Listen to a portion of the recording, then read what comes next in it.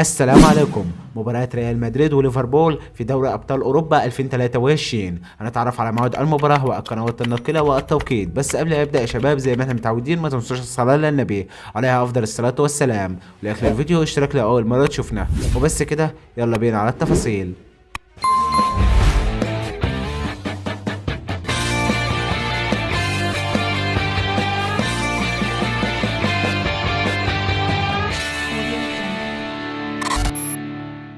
يفتح استاد انفيلد لاستقبال مباراة من العيار الثقيل التي تجمع بين ليفربول وريال مدريد في دوري ابطال اوروبا 2022-2023،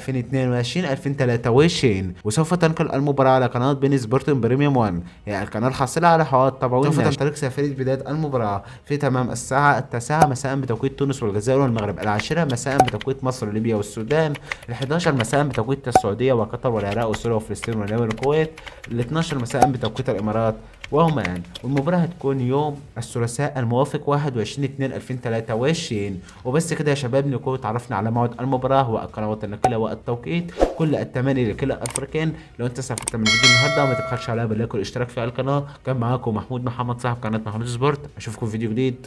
سلام.